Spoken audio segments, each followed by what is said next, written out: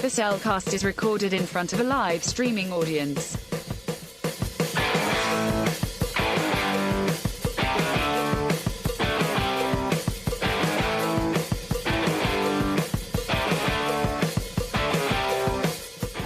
Hello and welcome to another episode of The Cellcast. Rewind. Oh, yes.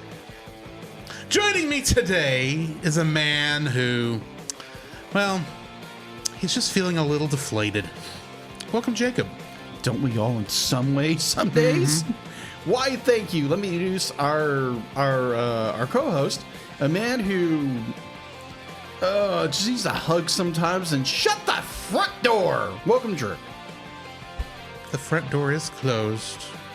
It was a reference before the show. You mentioned Rhapsody. Yes. Shut Yeah, the that would front make door. perfect sense to the people who weren't here for the pre-show. Exactly. Okay. It throws everything off. Yeah, because it threw me off, because I'm like, what are you talking about? I was somewhat expecting you to say something like needs to recharge his battery so I could say, Harry baby. That is true. Or take that. Either one. Either way. Yeah. Tonight, we are doing a Cellcast Rewind episode to look back at a movie we reviewed in our first year, Big Hero 6. 6 years ago. Yeah, 6 years ago. 6 years ago. 2019. Yeah. Before COVID. Boy, Thanks, Lee. have times changed. You're not kidding. So yes, we'll go ahead and get. We will be doing that tonight. Why don't we go ahead and jump into our spoiler-free section on this movie? Certified fresh and spoiler free. I did see this in theaters originally. What was that? 2018, 14. 2014. For some reason, I thought it was later than that. And actually, that was one of the first movies I saw in this local theater here in Jacksonville. It was nicer then. Yes. But either way, this was around the time I think Disney was actually making movies that were aimed at me squarely, because right before this we had Wreck-It Ralph. Right. So we had these two movies. There's like, these are Drew movies, and I was here for it. I do enjoy this movie. I don't care that it has little to nothing to do with the source material, because every character is changed to a degree. Because this was a 90s era comic that this is based on, and it didn't From Marvel last. Comics. From Marvel Comics. And let's just say Baymax was not the cute and huggable character he is in this. True. He was a kaiju, I think. I would have to go back and look at that. Yeah, it's been a while. long It took time. place in Japan, too, so. Which is the actual reason all the characters have Japanese-esque nicknames. Fair. But I knew nothing about the comic when I originally saw this, and I Right. still have not read the comic since this came out, because as far as I'm concerned, this is what Big Hero 6 is to me. Yeah, to most people anyway. Yeah, I'm not saying, I don't even think Marvel has really done anything No. with this group of characters in their original incarnations in the universe since then, because for the most part, it's pretty much a Disney property now. I think they leased it out to one of the first ever times that Marvel's ever leased it out to another comic publisher, which was IDW. They went through them now. Or I think they've done little things here and there. When the movie came out, they did something. I think that's been true of most of the Disney proper stuff anyway, even though you have a publication company right there with Marvel. They really... I mean, I could be wrong, but I don't think many of the Disney stuff since then has gone through Marvel Publishing, has it? Not all of it. Because I know there has been some comics, but... Are we talking about like comics, like adaptations of their movies? Like a Donald Duck or a no, comic book or something like that, or the Scrooge McDuck stuff. Yeah, most of the those go through like subsidiaries of which is odd to me, because I'm thinking corporate synergy. Marvel has the publishing ability. Why don't they actually do the publishing under a separate imprint? Call it Disney Comics or something. They actually had a comic back in the 80s called Star Comics. Because do Star Comics. That was their publisher arm for kid comics. Yeah, that's where you got. Well, and you have the little golden stuff too. That's technically them. Didn't know that. Yeah, I want to check something. Go ahead. But anyway, I enjoyed the movie. I think anyone can enjoy this. I didn't know there were TV shows. I knew there was a TV show. I'll put it that way. I didn't know there was like multiple stuff that has hit Disney Plus since then that is part of this universe. I've only ever really seen the movie. But yeah, I enjoy this movie. I think everyone should watch it. It's great. What are your thoughts? I'm in the same boat as you. Be like, I wouldn't watch this in theaters because again, it'd be like it was screaming right up my butt, right up my alley. It was like, ooh, this is based off a comic, and it's a Disney film. Okay, let's do this. Yeah, And it'd be like it's a fun action movie with a lot of heart, really good storytelling, really great characters, a lot of character growth, and I just tremendously enjoyed this movie. And I think like Drew was kind of geared it towards, people like us who, are, the nerd type, but at the same time enjoy a good Disney movie. well, and this was at the time when superhero movies were kind of at their peak. So it makes sense that Disney would want to put out a superhero thing. Now, people are going to say, what about The Incredibles? That's Pixar, not Nintendo, not Disney. And it would still take until, 2018, 2019 for Incredibles 2 to come out? Mm-hmm. And it makes sense that if Disney might be looking for something more superhero action-y to put in their repertoire at the time, and they did just make this big purchase of Marvel Entertainment, so it makes sense to mine that for maybe the more unused characters. And I remember when they announced this, it was like, yeah, we're actually taking from a Marvel Comics thing. It's like, okay, that's kind of a cool idea. I kept expecting them to do more. But then what else more could they do? I mean, what are the? I'm trying to remember the name of the animal mech comic that Marvel did a short bit of. Animal mech?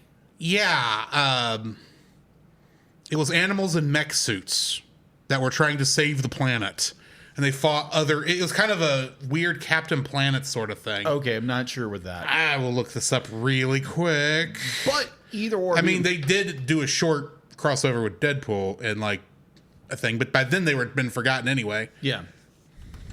So, be like, I thoroughly enjoyed it, and be like, yeah, highly recommend it. Be like, yeah, if you want to go deep nerd dive, just go find the original comics from Marvel. I think IDW went forward with it later on. So yeah, be like, I thoroughly enjoy it. I would highly recommend anybody go watch it because it's a compelling, heartfelt movie that sadly never got a sequel. It had it had 2 TV series come out of it. But overall, I really enjoyed it. But it's just be like, it's one of those things where Disney looks at an IP, it's like, we'll do a TV series. We'll do this. But it has so much more potential, but they didn't do anything with it. Right. But it is what it is, right? Well, it's not like Brute Force. That's the name of it. Brute Force. You don't know Brute Force, do you? No, I've never heard of it. I think it's. I'm 90% certain it's Brute Force. It was not a very long-lasting comic book, but it did exist. Like they do. This is Brute Force.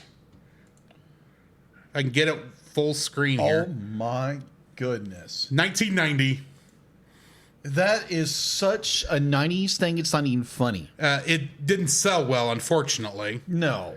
But it did come back and have a Deadpool annual thing, like in the 2010s. Oh my gosh. Hang on, I'm trying to get it up for our peoples in the chat who are here live. No. There we go. Share. This is what I'm talking about, folks. That. You got a dolphin with a gun. You got a kangaroo on a four-wheeler that has a gun on it. I don't know what the bear is in. Some kind of tank. Some kind of tank thing. And the tiger is That's a lion. It's a lion. Sorry, lion. And Don't get me a lion. And the jet eagle. Oh yeah, of course it's got a Jet Eagle. Jet Eagle. Oh my gosh. Again, the 90s. That's a thing. So I saw a very interesting thing on X last night actually, where there was a poll that came out, be like who's most influential Marvel character of the 90s, and everybody was saying Deadpool. And it's like, wait a minute, Deadpool literally in the 90s be like, he was literally like He was not the character. He was Deadpool was not Deadpool until the 2000s. Yeah, exactly. He was a 2-bit character that they didn't know what to do with. Rob Liefeld created him, partially created him. Yes. And be like, yeah, he only got his real boost and rise in the early 2000s. So to say, he's a 90s character, it's like, yes, he's created in the 90s, but yes, he was created by Rob Liefeld. Yeah. But if you actually read so was Cable. Cable and Deadpool is a great comic run too. That is true. But Cable was more influential back then. Right. But yeah, if you actually read the original comics, which I have, they're nothing to write home about. There's a good reason why his quick stint in New Mutants and in the Circle Chase was not that interesting. But you get to volume 3, when he starts having conversations with both voices in his head, that's when it gets interesting. Okay. And I'm sorry, Ryan Reynolds, Deadpool doesn't have to cuss to be funny, because he didn't cuss in most of the comics I read, outside of having Skrillex or Growlix. Is that what that's called? I have no idea what you're The weird symbols they use to censor cuss words in comics. There's a term for that. I think it's a Growlix. Yeah, whichever. But, Skrillex is a musician. Yeah, Skrillex is a musician. Yeah, it was Growlix. Growlix, yeah. So yeah, Deadpool wasn't this big thing back in the 90s. He wasn't. So be it like Cable was, and like, whoever it was. It was just like the weirdest thing. It's like, okay, Deadpool's popular now. Yeah. He was created in the 90s. Doesn't mean he was popular in the 90s. Cable was more popular in the 90s. Just saying. Jubilee was more popular in the 90s. More 90s. Good night, people. Now they don't know what to do with Jubilee, and they made her a vampire. Yeah, they made her a vampire at one point. I think she's still a vampire. I think she is still a vampire, because nobody ever knows what goes on with Miss Jubilation Lee. Mm-hmm. Most of us know who Jubilee is from the X-Men show. Like, the most work that's been done on Jubilee is in X-Men 97. Exactly. Anyway. At least in this version of Cable, he's going to be like, I'm Cable from the future. It's like, really? But I'm still the wild man from Borneo. And we still won't explain that.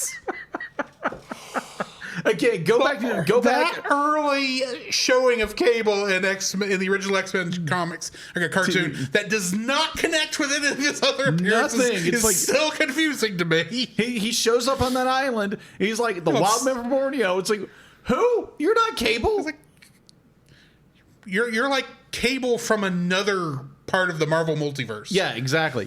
But if you haven't listened to our episodes on X-Men 93, we were just calling it X-Men the Animated Series. X-Men the Animated Series. Go listen to that. Be like, the first season's great. The second season's good. The third season was great. Then it goes downhill. Yeah, 4 or 5 are like, oh my gosh, please stop. Yes, but if you have watched that final episode, you start X-Men 97 going, why are you acting like Xavier's dead? We know he's not. We know he's hanging out on his girlfriend's planet. Yeah, we know that. Why are you acting like he's dead? And again, be like, I think in retrospect, that after watching X-Men 97, I have opinions of what they did with those characters. But either way. Yeah, so why don't we get into our full spoiler filled section? We're actually talking about this movie instead of something else. Exactly. The following is a spoiler-filled review for the movie Big Hero 6. Listener discretion is advised. La, la, la. Big Hero 6 was directed by Don Hall, who also directed Raya and the Last Dragon, and Chris Williams, who also directed Moana. Mm-hmm. So what can I say? You're welcome. Yeah. Which they're doing a live-action movie of that. That's going to be interesting. I don't like how The Rock looks. No, he looks weird. As but Maui. We will probably do a reaction to it, just saying. Probably. And sometime around that, we probably should review the movie. Because we still haven't reviewed the movie. That is true. Oh, yeah, you're right. We haven't. It was written by Jordan Roberts, Robert L. Baird, and Daniel Gerson, and is based on the characters by Man of Action Entertainment along with Steven T. Seagal and Duncan Rouleau. Who apparently weren't credited in the movie. No, because it was just credited to Man of Action. But they worked for Man of Action, so I get it. Yeah, fair. Getting into the cast, we've got Scott Adsit as Baymax. And he played Pete Hornberger in 30 Rock. Oh, okay. Never saw it. Ryan Potter as Hiro. And he was Beast Boy in Titans, the HBO Max series that started off with blank Batman. Oh, yeah, That one? Yeah. Daniel Henney played Tadashi. And he was Agent Zero in X-Men Origins Wolverine. Oh, gosh. There's good parts of that movie, and there's like, what the crap are you doing? Deadpool anybody? Oh, yeah. TJ Miller played Fred, and he was HUD in Cloverfield. Jamie Chung played Go-Go, and she was Harley Quinn in Batman Caped Crusaders. The Really? more recent Amazon show. Oh, okay. Yeah.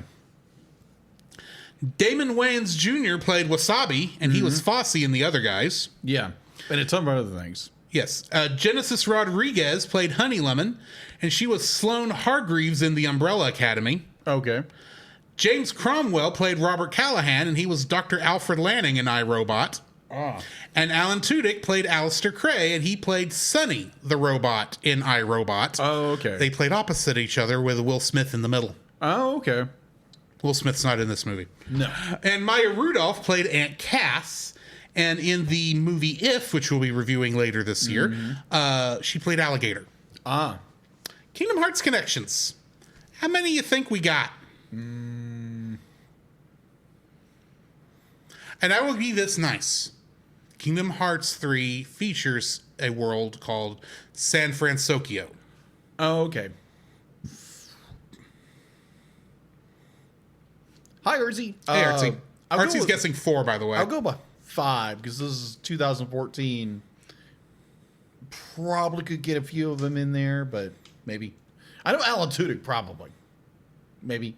I could be wrong. Alistair Cray is not a character in the game. Okay. Well, I will never tell mind. you that. Okay. So I'll go. I'm roughly between 4 and 5, so I'll go 5. You're going 5. Artsy Steph's going 4. And you should have gone with 9. No. Oh, okay. It was 9. I knew here. So I'm going to start with the reprising their roles. Jamie Chung as Go-Go, Genesis Rodriguez as Honey Lemon, TJ Miller as Fred, Scott Adsit as Baymax, and Dark Baymax. I'll get into what that's about here in a second. And Ryan Potter as Hero. So basically, the main team reprised their roles. I gotcha. They were the only returning characters in Kingdom Hearts from the movie. Oh, okay. But also, we have Cam Clark, a.k.a. Cell, Okay. from Dragon Ball Z. He was additional voices here, and he plays Simba in Kingdom Hearts. Monkey. Adult Simba. Okay. And he is the male form of... He plays the male form of Corrin in Smash Brothers Ultimate. Okay. Paul Briggs played Yama in here, the kid, the big guy that Hero goes against in the bot fight at the beginning of the movie. Oh, yeah, Yama. Yeah. He played Marshmallow in Kingdom Hearts. Okay. That's the big Frozen. snow monster from Frozen. Yeah. Yuri Lowenthal was additional voices here and played Martha Alucard in Super Smash Bros. Ultimate. Marcella Lintz Pope was additional voices here and played the female version of Corrin in Smash Bros. Ultimate. Oh, So okay. both Corrins were here. Okay. What do we got at info and stuff? So you need to explain who was Dark Baymax? Dark Baymax will be explained quick. when we get to trivia. Okay, never mind. Because you might not be happy with what they used Baymax for in Kingdom Hearts 3, because I'm not entirely happy myself. It happens. All right, so info and stuff? Info and stuff. All right, so info and stuff. So interesting little tidbit backstory, behind the screen, behind the pod. So I started doing my research on my iPad, and by the time I went to work this morning, it was still it needed charge, so I put it on the charge. I then redid my notes because it did not sync. So I have 2 sets of notes on this and on this. So I think tonight I will probably be going off my phone because that's where all my notes are. There you go. All right, so info and stuff. IMDb has a 7.6 out of 10, 7.8 out of 10. Rotten Tomatoes is a 90, and a 91. So it's, even. They're both very, very fresh tomatoes. Physical media, you can get it for $19.54. It's the 4K Ultra HD Blu-ray digital combo pack on Amazon Prime if you are subscribed to Amazon Prime. You can watch it on Disney Plus if you're subscribed on Disney Plus. Which is where I watched it. Yeah, that's where I watched it too, because I was dead tired when I went and watched this. Let me figure this out. All right, production was Walt Disney Animation Studios. Distribution was Walt Disney Studios Motion Pictures. Runtime was 104 minutes. Rated G. Release date originally on October 23rd, 2014 at the Tokyo International Film Festival here in the United States on November 7th. Its budget was estimated at $165 million.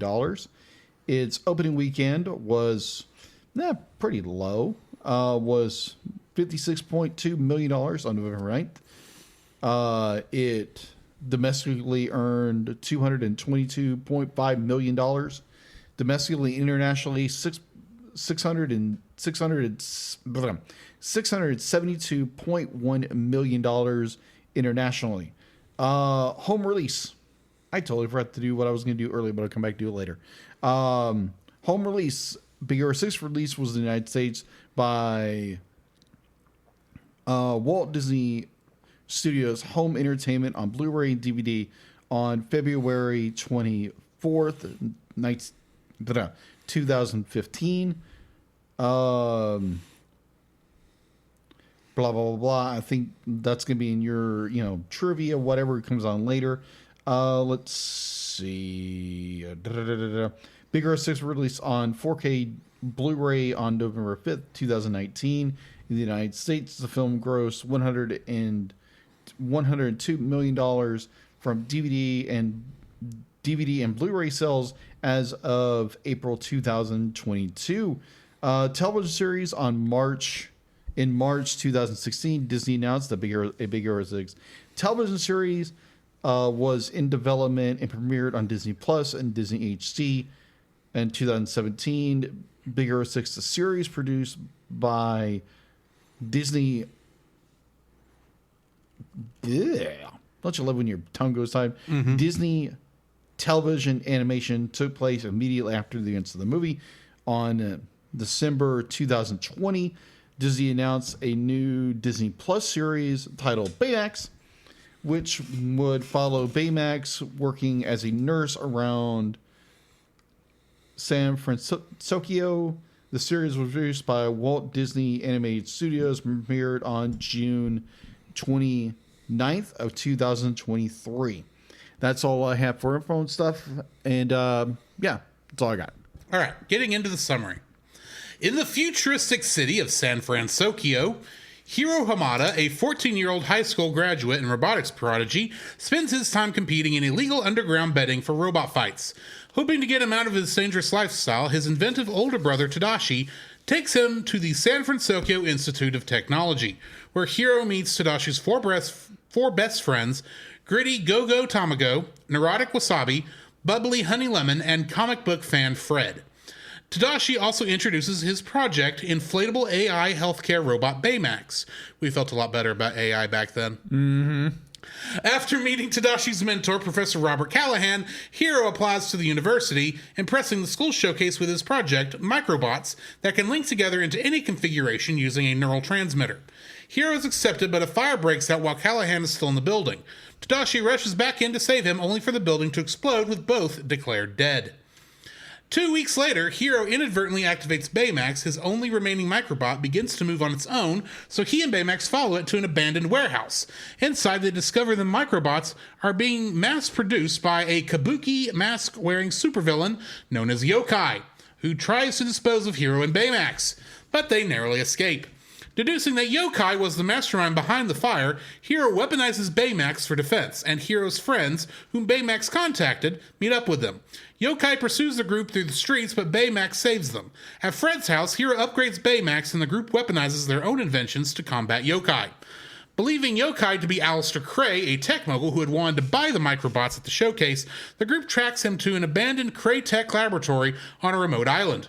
They discover it was used for teleportation research, but the government shut it down after a prototype destabilized, trapping a test pilot inside. The group are soon ambushed by Yokai, but they manage to remove the mask and reveal it to actually be Callahan, who had faked his death using the stolen microbots. Hiro, enraged at Callahan's indifference to Tadashi's death, removes Baymax's healthcare chip and orders him to kill Callahan, despite his friend's objections. Baymax obeys Hiro's commands before the rest of the group saves him by reinstalling the healthcare chip, returning him to his former personality as Callahan escapes. Feeling betrayed by his friend's actions, Hiro leaves with Baymax, intent on avenging Tadashi. When Hiro attempts to remove his healthcare chip again, Baymax recognizes Hiro's recklessness and shows him archived footage of his development, reminding him that Tadashi's goal was to help others. After Hiro apologizes to Baymax and his friends, they discover that the lost test pilot was actually Callahan's daughter, Abigail. Now prepared to take revenge on Cray for his daughter's disappearance, Callahan reactivates the teleportation portal to demolish the company's headquarters, but the heroes defeat him and save Cray. Baymax detects Abigail still alive inside the portal. Despite Cray's warnings about the portal being too unstable, Baymax and Hiro enter it and find Abigail trapped in stasis. Baymax is struck by debris, damaging him and forcing Hiro to leave him behind. Baymax uses his rocket fist to propel Hiro and Abigail out of the portal before it is destroyed. In the aftermath, Callahan is taken into custody for his crimes while the awakened Abigail is taken to the hospital. Sometime later, after beginning his tenure at the Institute with his friends, Hiro discovers Baymax's healthcare chip clenched in the rocket fist. He rebuilds Baymax, and they and their friends celebrate Callahan's arrest and Hiro's first day at the Institute before continuing to protect the city as a team of high-tech superheroes called Big Hero 6 on behalf of Tadashi. Fred comes home one night and knowing his father's been away for a while, happens to find a secret room of his father's, and his father comes back and it's Stan Lee. Stan Lee, because you got to have the Stan Lee cameo in a Marvel movie. Yeah. And they have very disgusting ways of wearing underwear. Oh my gosh. Ugh. I wonder if Stan Lee even knew what he was saying when he was saying those lines. Oh, who knows? But I'm sure he thought it was funny. Anyway, I'll probably know it's Stan Lee. Getting into the trivia. As I stated earlier, Big Hero 6 was one of the movies that Kingdom Hearts 3 based one of its levels off of in Kingdom Hearts 3. This level being San Francisco. And it was kind of a big, it was very much a Spider-Man-like world where you had this town you ran around and you completed little missions to help save different people. At one point, let me get into how I wrote this. Dark Baymax serves as a boss in Kingdom Hearts 3 and is the original Baymax designed by Tadashi Hamada. He was lost in the void during the events of Big Hero 6. When Sora comes to San Francisco, Dark Baymax ends up being the result of Dark Riku and the Dark Cubes imbuing negative feelings into him and ultimately corrupting his combat chip. So they turned the original Baymax evil. Oh. Again. That's interesting. And you do have two Baymaxes in the thing, but and the way Kingdom Hearts lore works, they are technically two separate entities because they have two separate hearts. So we had good Baymax and bad Baymax was actually the Baymax from the movie. And that bugs me to no end. Oh, okay. Fair enough. One of the things I wish they had done, but teach their own. According to Scott Watanabe, the movie is set in an alternate future where after the 1906 earthquake, San Francisco was rebuilt by Japanese immigrants using techniques that allow movement and flexibility in a seismic event. After the city was finished being rebuilt, it was renamed San Francisco due to it being a city with Japanese and American architecture combined. Baymax's movement and posing was modeled after studying the movement of a baby with a full diaper. Yeah, I remember something about that. In order to create the thousands of civilians living in San Francisco, the production team invented a program called the Denizen Factory, which allowed them to build a whole series of background characters that each have a distinct design. This is the first animated Marvel film to be released theatrically via Walt Disney Animation Studios. However, the film does not share the same universe, of course, as the live-action Marvel Cinematic Universe, nor is it branded as a Marvel property from Marvel Studios. This film, Big Hero 6, the series, Baymax, because that was apparently a short series, Baymax Dreams, another short series, Baymax and Mochi, another short series, and Baymax exclamation point, Yes. all exist in Earth 14123 in the Marvel Multiverse that they've never done anything else with besides these properties. Hero mentions that one of Callahan's inventions is the Callahan Catmull spleen, or spline. The Catmull-Rom spline is a mathematical construct using computer modeling and animation to create a smooth connection between project points or objects. Okay. The latter was co-invented by Pixar Animation Studios president Ed Catmull. So, yeah, bit of a connection there. Okay. Big Hero 6 contains a large number of hidden Easter eggs from other Disney animated features. Hero's cat Mochi is wearing a Stitch costume from Lilo and Stitch in the picture hanging in the stairway of their house. Hero has a figure of Wreck-It Ralph on his computer monitor. The arcade game Sugar Rush is seen in an arcade. Oh. A digital billboard with a chicken on it could be a reference to Chicken Little. At the police station, there's a wanted poster over the shoulder of the police officer that not only has Hans from Frozen on it, but also one of the misdrawn pictures of Flynn Rider from Tangled. Yeah. And Hans was a statue that was destroyed by Baymax's rocket fist. Yes, that was funny. Later on in the movie. Stanley also makes, of course, his obligatory Marvel cameo, not only in the family portrait, but also in the after credits scene. Bolts from 2008 can be seen in a picture. Yes. And lastly, I already mentioned Stanley has a cameo in the movie. What is your first like for this film? My first like of this film, they're going to do stuff a little different, more with my phone instead of my iPad. All right, so I really enjoy the plot of this movie because it's got this very nice twist and turn, be like, what's really going on? Be like, even though it'd be like, if you watch the film before and you watch the film unfold, you know what's happening. But if you're new to the plot, like trying to put yourself in that mindset, it's okay, I haven't seen this before. It's really good. Like even afterwards, like wow, okay, that was like the nice little misdirects here and there that Hito thinks he knows who it is, and so he goes to the ints to try to find this person, and it realizes like dun dun dun dun, it's Callahan. Yeah, I was like, okay, that's bravo, that's brilliant, and nice. What is that? Sleight of hand? No, it's a red herring. Red herring. Sorry, red herring. Very red herring kind of story. And I love it. I was like, oh my gosh, this is so good. And then you realize, oh, it is Callahan? And be like, you get the nice twist to be like, oh yeah, because be like, Hito is like, he wants revenge. That's his ultimate, that is his drive. And I was like, oh, I love this. This is so good. And it made you feel for the story. It made you feel for the characters. And it had this again, the mystery, the red herring, the diverting from what the real story is, and be like, let's focus on who we think the bad guy is, and then ta-da, we were wrong. And it's a really, really good twist. I love it. It's got a good story, good heart, but yeah, I love the story twist. I love it. It's so good. It's a lot. Be like, I wouldn't say it was better again like Frozen. Frozen was a good movie. It's just be like it got overplayed to death. Yeah, but that's always been my main problem with the first Frozen movie. Yeah, it's got overplayed. It's a decent film. I don't think it's objectively it's not as good as Tangled. Yeah, you're by a long shot. But it's more its biggest issue is that it's overplayed. Yeah, it's overplayed. But be like the reveal that Hans is the villain. Okay, that was a good little twist. Because be like it's okay because this movie didn't really have a villain per se. Be like the villain was technically Elsa. But again, if you haven't watched Frozen, what are you doing? If you haven't watched that film, go watch it before. Be like, again, I've already spoiled the film for you. Sorry, not sorry.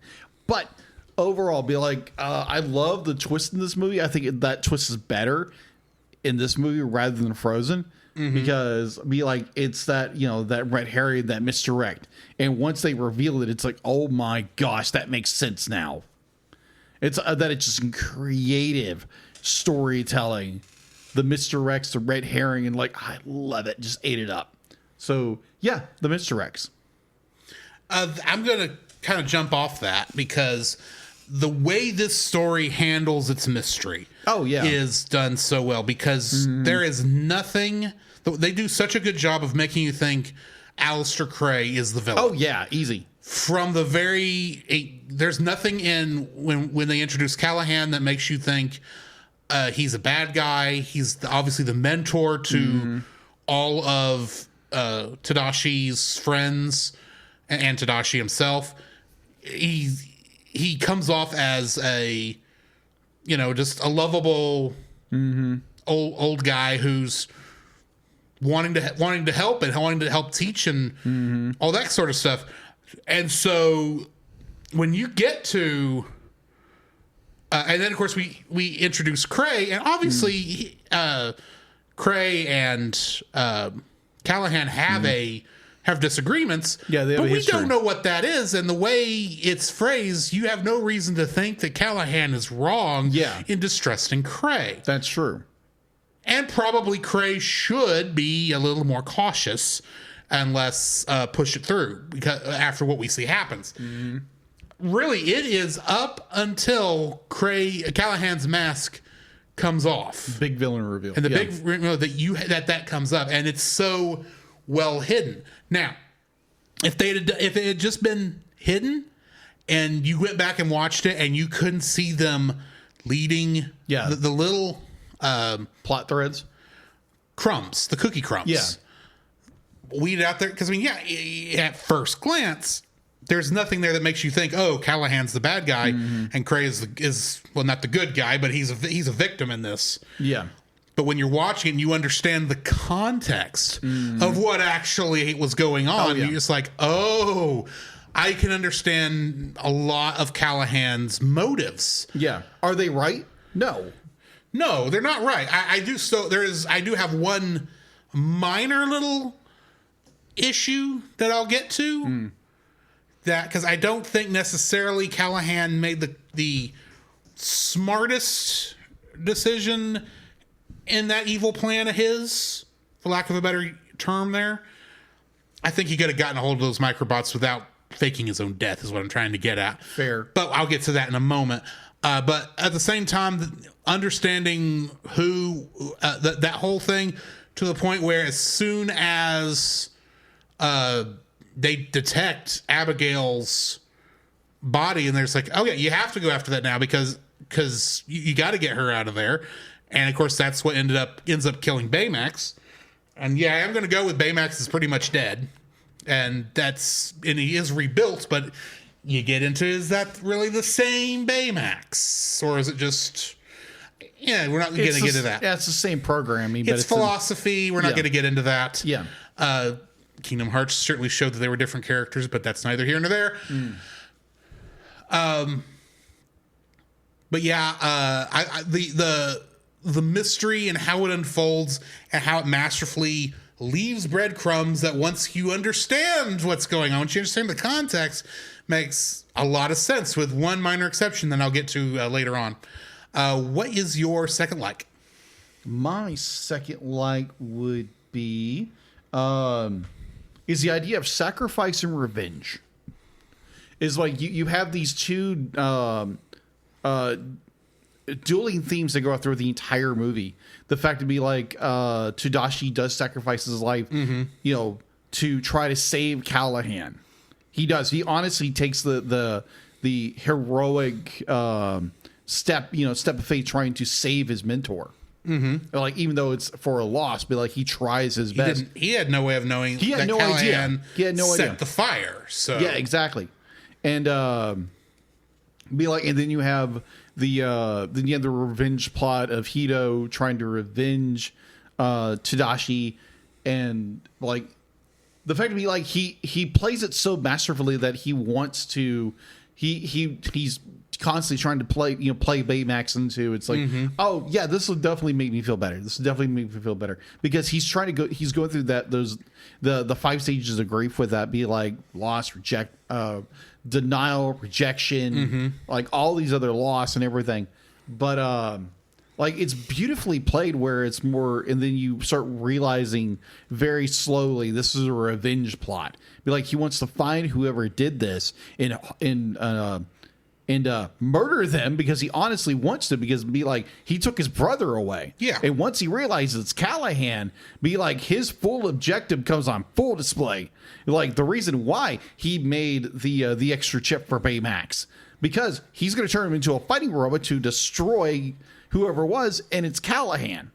So be like you have this beautiful, be like, and you start to realize, be like, also that was Callahan's whole thing because he wanted revenge against what's his name? Sorry, Cray.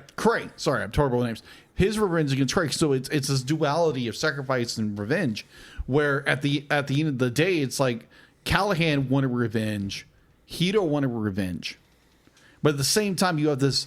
Again, another gift of sacrifice by Baymax in order to save Hito, and it kind of just bring it back to his humanity, because be like it took that moment of like Hito still hell bent on a revenge that Baymax showed him the error of his ways through showing what Tadashi made Baymax for, and be like. It's almost like you're almost dishonoring your brother's memory by going after this revenge. And I really enjoy the fact, be like, you have this duality of revenge and sacrifice. Be like you're sacrificing for a mentor. You're sacrificing for, you're as in Baymax, more of his patient. But at the same time, be like, it's that I love that duality of revenge and sacrifice. Because as the world, we want revenge, and as Christians, it's more of like the sacrifice of Christ. That duality. Well, even if vengeance is warranted, it's not for us to give. No, vengeance is the Lord's to take care of. Exactly. So I love that duality of revenge and sacrifice. Revenge and sacrifice is throughout this interplayed theme of this movie, and it's beautiful, beautiful film, beautiful themes. Beautiful story. So, that is my second like of this film. What is yours? My second like of this film is the chemistry between our 6 heroes. Oh, yeah. Obviously, Go-Go, Honey Lemon, Wasabi, and Fred, they've been good friends since before they met Hiro. Yeah. Hiro fits in very nicely, primarily because the other 4 kind of adopt him as Tadashi's little brother, and we're helping him because of that. But then after Tadashi's death, they kind of were doing their best to kind of help him. Yeah, and then you've got Baymax, who is, in a way, you could say, is Tadashi's child, in a way. Yeah. In a way. And in many ways, Hiro has to be the good uncle. And he's not a good uncle for a lot of this movie because he's trying to work through his own grief. Yeah. But the way they work off of each other, I think, is perfect. Oh, okay. I love the relationship between these 6 characters. How even when Hiro really screws up and nearly kills Callahan with Baymax. Oh yeah. And they are all working. They do what they know exactly what the right thing to do is. And they're not happy that Hiro leaves them, but you notice they don't come back and yell at him. Yeah, because they understand, they understand he's going from. through grief, and they are very much willing to help him through that. Yeah. So, I just love how these 6 characters work with each other. It's a very, very found family sort of thing. Yeah, and agreed. it works just so well. So our 6 main characters. Okay, is so my second like. Yeah, I'm kind of be like this isn't my third like, but I'm gonna bounce off yours for a second because you have the fact be like you have this found family, and because obviously Tadashi and Hito's parents have passed away, and they are raised by their aunt. What's her name? Aunt Cass. And Cass. And So it'd be like, have this, adopted family through Tadashi's classmates, lab partners, whatever.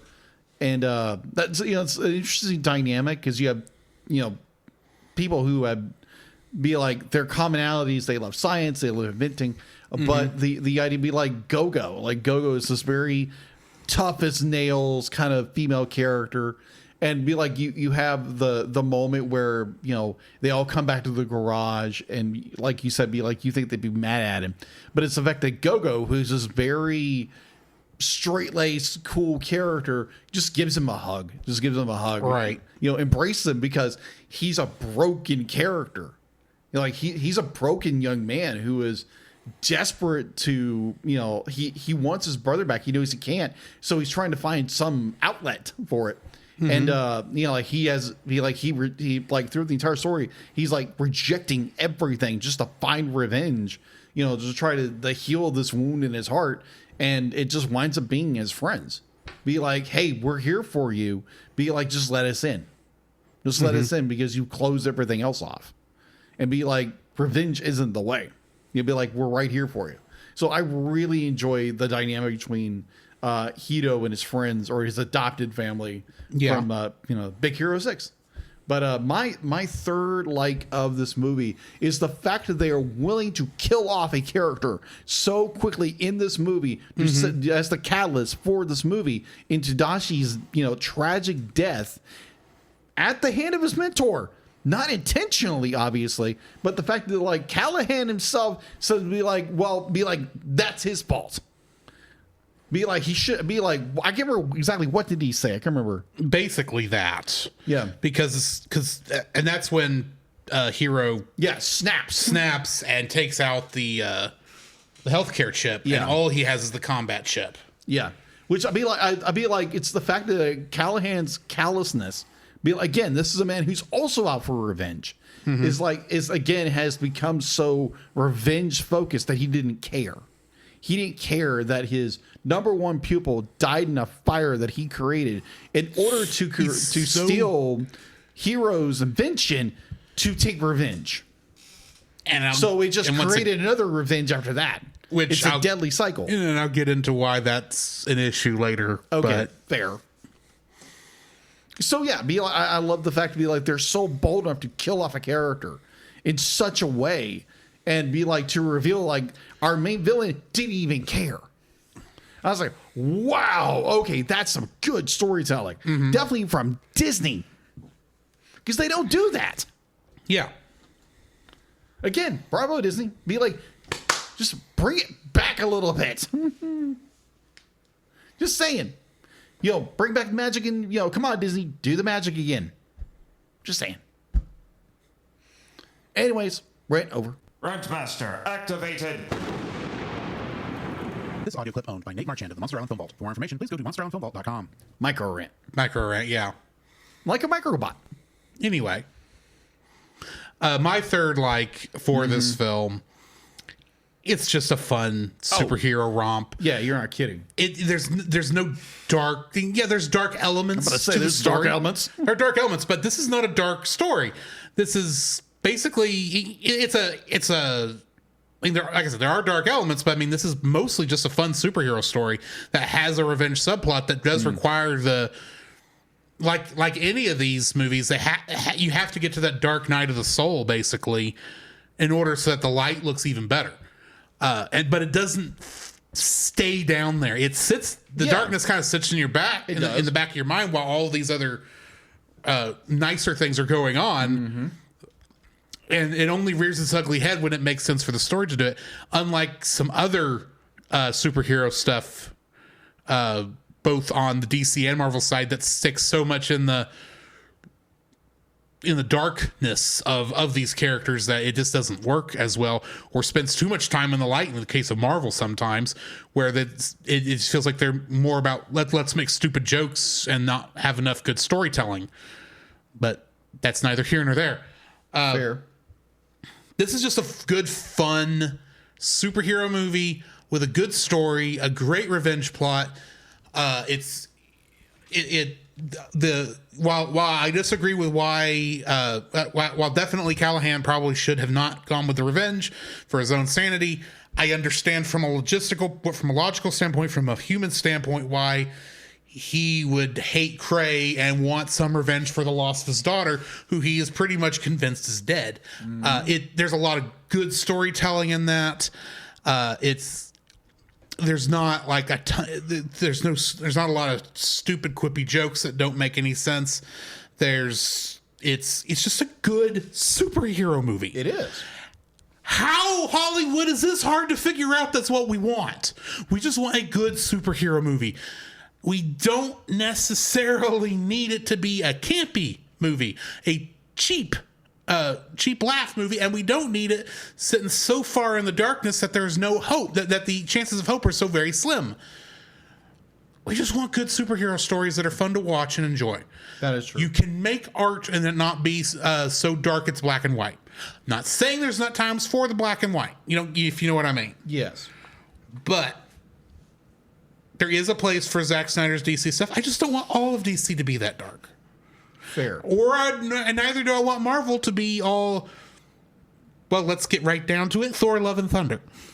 Because that's the worst one of those, in my opinion. True. Because it's too much bright and stupid jokes and screaming goats and...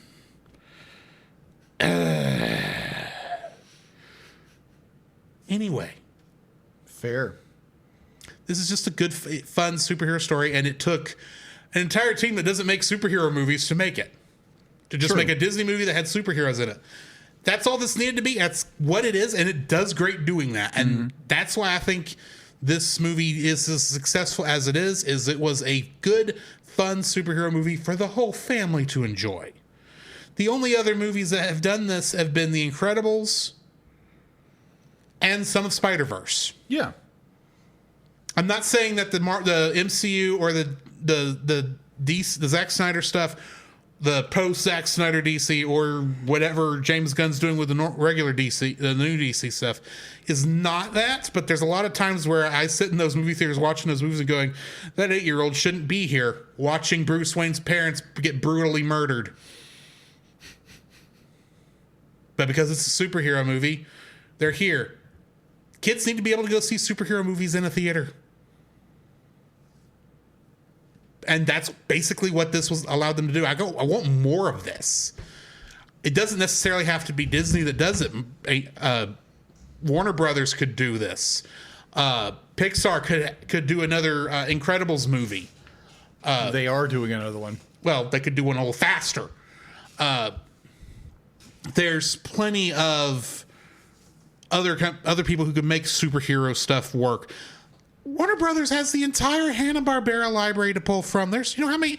We should have a Blue Falcon movie, for crying out loud, by now. No one would know who he is, but that's perfect. No one's going to get mad when you change it. Actually, people do know who Blue Falcon is because he was in Scoob. But there's so much weirdness in Scoob with the Hanna-Barbera characters they use besides, even with the Scooby-Doo characters, that people go, oh, that was just that interpretation. Now we can do something else. Yeah. There are ways to make good, fun superhero movies for the whole family to enjoy. It doesn't. Why does the industry not go this way? Granted, Marvel and DC kind of have tanked the superhero genre at the moment. We are in a bit of a fatigue. Of course, I'm the first one to say it's not necessarily a superhero fatigue. It's a bad movie fatigue. But if you don't know how to make a good superhero movie, how do you make a good superhero movie? That is true. So, yeah, I like that this is just a good, fun superhero movie that everyone can watch. Fair. And now to dislikes. All right. And I want to get this one off my chest because I keep hinting at it. Okay. Before I let you get into yours. Go ahead. The crux of this film is that Callahan wants to steal Hero's microbots. To do so, he fakes his death by setting fire to a university building, encapsulates himself in microbots to protect him from the explosion, and then goes off and hides somewhere in a warehouse to build more microbots. Yeah. While he pretends to be dead. He is a teacher at a university. Hiro is about to enter his program, meaning he's about to be Hiro's teacher. Probably, if I had to guess, a good portion of their... I don't know exactly how these projects work for this advanced program, but I assume, considering everyone else has got a super project they're working on, that Hiro would have then maybe worked more on his microbots, maybe worked on a different technology. I don't know. But at the same time, a lot of the stuff would start to become record. I mean, the schematics, I assume, for the microbots are got to be sitting on Callahan's computer somewhere in order for Tadashi for Hiro to even be entered into the record to apply for the school. This is my assumption. Okay. What I'm saying is, Callahan could have been doing all this at night in secret without destroying the building, killing Tadashi even accidentally, and faking his death, and he could have still attacked Aleister Crey with the microbots without raising as much suspicions, because there would be microbots. Hiro would have had some. He wouldn't have been following this one going off towards where all these others are. It would have actually been better for Callahan to not. It's not that I get it. It's we needed this for the movie to happen. Yeah, it's the catalyst. It's the catalyst. But from a supervillain plan, I think he could have done much better, and maybe the writers could have worked that in better. You may not have been able to kill Tadashi under that, unless he's just going to die from like a heart attack or something. But then that wouldn't be sacrificial. But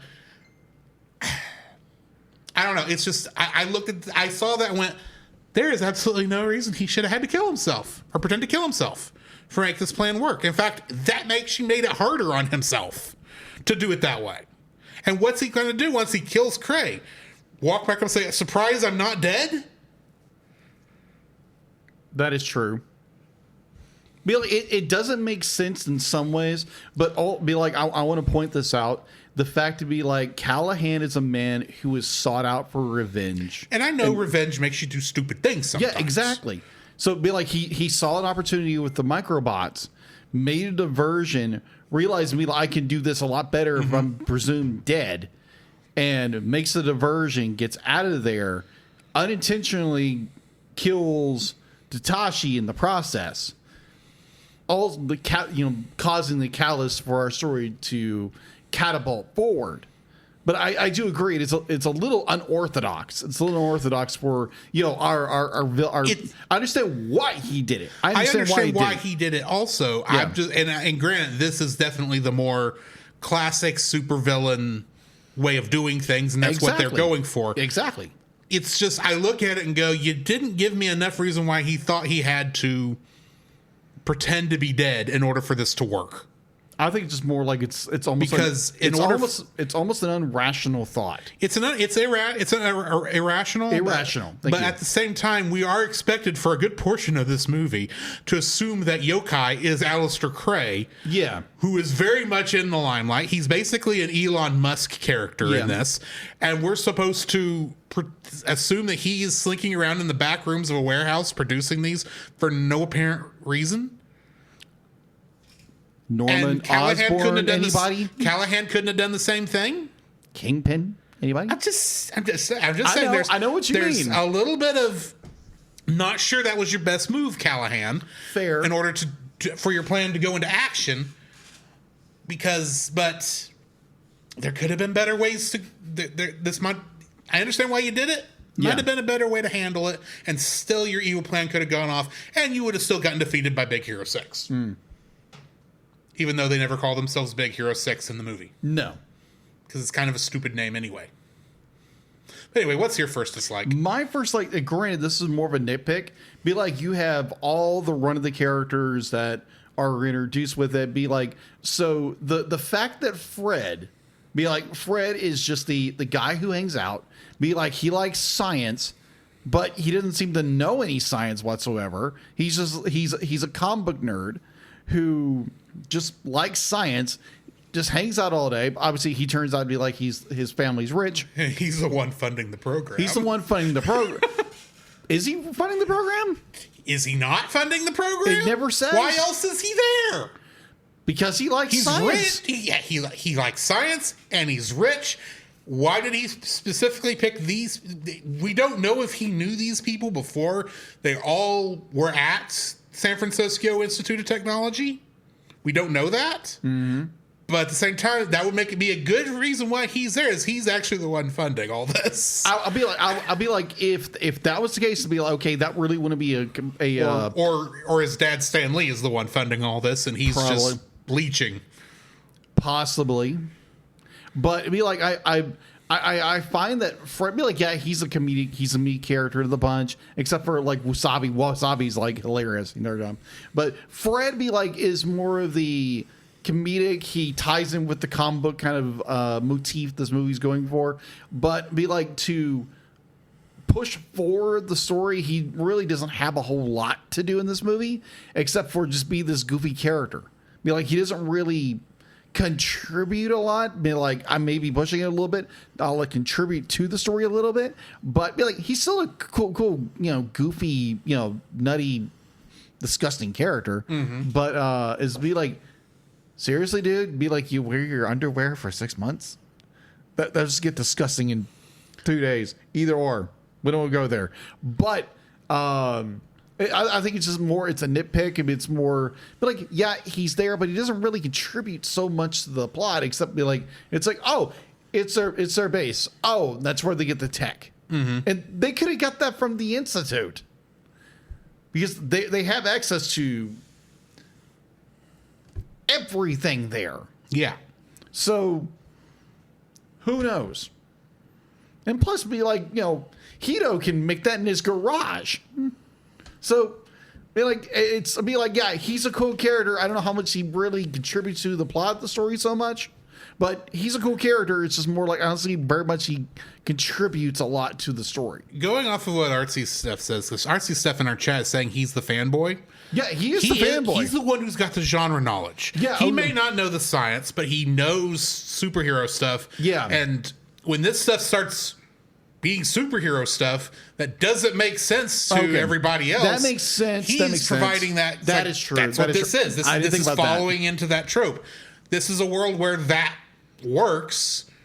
So, and these kind of stories exist for a reason. That's because there may not be superheroes IRL, but there are people who've had to take up that mantle of being a hero. True. So, and plus superheroes usually generally equal gods in our normal, in our modern pop culture mythology, but yeah, so be like, that was a little nitpick of mine. Be like, granted, be like, yes, he does contribute to the story in that regard, but overall, I don't think he contributes a lot to the story. He does help. It's like, oh, it's got to be this guy. It's got to be Craig. And it turns out, obviously, it's not. But I think what Hito already figured that it was probably Craig. Cray, I think. Cray, not Craig. Cray, not Craig. Because literally, Alistair Cray is named after the Cray supercomputer. Oh, didn't know that. One of the big historical supercomputers. Mm-hmm. So, yeah, it's Cray, not Craig. Okay. Yeah. The way you were saying it there for a bit, I was willing to let go because I was like, okay, people could just could only think he's mispronouncing it. Yeah, I'm just mispronouncing it. But then you immediately just said Craig. It's like, it's not Craig. I have an uncle named Craig. It's fair. So the name popped in my head the first time. Okay. Fair. And your issues with names is well known. So, yeah, happens. Sorry. What, as you were saying? Yeah, I think it's just more like he does contribute something to the story, but it's not a lot he contributes to the story. So again, it's a nitpick. I do enjoy Fred as a character. He is goofy, silly. He does contribute a little bit, but I don't think he contributes like as much as like the other characters do. But he contributes just as much really as Honey, Lemon, Go-Go, and Wasabi do. Okay, because they kind of act as kind of one unit of a character. They have their different abilities, of course. That is true. And they have their different personalities, but a lot of times the way this movie acts, they're always on scene together, except for the montage where they're working on their individual abilities. Fair. Because we really don't know much about the characters, and this would actually be my second dislike. We don't know much about Wasabi or Go-Go or Honey Lemon's backgrounds. And necessarily we don't need to. We don't need to. we have a little bit more for Fred because we needed a place for them to go and to work on all this tech stuff and have a hideout. But it does make them more of, like I said, they act more as one character split across three or four characters. Okay. They're smart. Yes. Yes. There's some brilliant performances from all three actors to give them their own individual personalities. Agreed. But with the exception of the couple of scenes that are there to elevate each of the individual characters' roles, like to let them shine for a little bit, for the most part, they are a group. Now, granted, this is a team. Yeah, agreed. They need to act as a team. Oh, yeah, this is like agreed. complaining that we don't see much of the X-Men acting as individual people. That is They true. do need to act as a team Yeah, with different agreed. abilities. Agreed. But, and granted, we don't get, the movie does need to focus on Hero and everything he's And going Baymax through, and he's, Baymax. he's the main character. Right. We get a little bit of Fred, but only for story reasons. Yeah, agreed. So yeah, it's just me wanting more is what it comes down to. I want a movie that focuses, that allows Honey Lemon and Go-Go and Wasabi to have more character moments than we could actually get in this. Maybe have Hero. I think they do that in the series, though. They probably do. I haven't watched it. Yeah. But in looking at just this movie, it's like, I kind of want a direct sequel in movie form. Yes. TV shows are great. Don't get me wrong. And there are things they can do in a TV show you can't do in a movie. Hollywood, remember, you can do more in television shows when you don't structure them like 8-hour-long movies. Excuse me. That's a bit of a rant master right there. Yeah. But I do understand where you're coming from. right. But I just would have loved. We're coming up on our third Frozen sequel. Yes. I'm not saying Frozen's not good, but I don't think it's as good as some other stuff that could have also had a good direct sequel. Yeah. And I'm kind of put out. I think at this point, That- Frozen has become Frosted. Pretty much. Now, Ralph Breaks the Internet had a sequel, and it didn't work out as well, admittedly. But that is the risk you run when you go to make a sequel, no matter what. I would have loved to have seen a sequel of this that maybe focused on fighting a different villain, that maybe would have allowed the other half of the team to shine a little bit more and have more character moments. Agreed. And that would have, and those two together would have been felt like more of a full whole. Unfortunately, we only got this one half, and half the characters are, outside of a couple of moments that allow them to shine, they pretty much they're pretty much relegated to being secondary character status. That is true. And that's what's disappointing, is because, like, this is a team. I want to see the whole team shine. That is true. That is true. Be And like, the whole 'cause- team does shine. It's just they don't shine as good as they could have if we got to know more of the characters. yeah, agreed. I think I'll make, because I only had one dislike of this film, so I think I'm going to bounce off yours with the lack of, because I'd be like, if they would have done something like giving us a little glimpse into who these characters are, be like, oh yeah, Wasabi was like from here and this kind of stuff, like really, really quick, like little thing, like montages of who they are, like what you would do in a Like you comic. would do in a comic book. You'd have Exactly. a short scene of her, I don't know, being a bad biker babe. Yeah. And Go-Go. and being a mechanic, and give her envelope moment where she gets the envelope to go join, and that's why she's where she is, and see you're having to rise to that, kind of like Hero got. Yeah, but it's very like, you know, like you normally see like in little. Same with Honey Lemon, same with Wasabi. Yeah, Because just give them a little bit of this. Be like, yeah, they're enjoyable characters. Do not get me wrong. We Right. we get to know And- them and throughout the maybe- course of the story. And maybe they did that in an earlier cut of the film, but that got cut for flow reasons, which I understand. Yeah, exactly. But I want more of the characters. That is, which is almost a backhanded compliment, because wanting more, if you want more, that means they were doing something right. yeah. Be like in the exact same way. Be like it's more because understanding this is Hito's story. Yes, it is Hero's story, and they do need to focus on and so that. that's who you need to focus on. So in order to do that, you have to trim down like all the other characters to give the Right. the spotlight on Hito. But that's why I And which want. be like that's what you do in good writing. which is why I want a Big Hero 6 too. That fair. I completely agree. So Let's that's get right down to it. My second dislike, there's not a Big Hero 6 2. fair. Anyway, sorry. Yeah, so I'd be like, my second like is a bit like the other half of the team doesn't get the limelight they need in order to grow as characters. Like, they do grow as characters in the story, but we don't get their origin story or nothing. But we're introduced to them. They're instantly friends. And they want to Because these are 6 very different characters. they are. They're very different. Outside of going to this school and working together in this, they should not be friends. Yeah, exactly. By the way They're we understand how overly this works. competitive environment, Right. Probably wouldn't be friends, but it's a Disney film, so your characters have to be friends.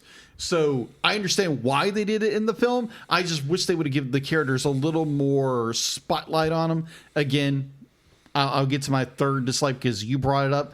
I think they should have done that, but they didn't, or at least yet they haven't. Right. So that is my second dislike. Give the characters a little more limelight and be like, flesh them out a little bit more. Give them a little bit. Be like, oh, previously this person was doing this. Other than that, what is your third dislike? My third dislike. Yes. My third dislike. This is one of the last Stan Lee cameos we ever got. Yeah.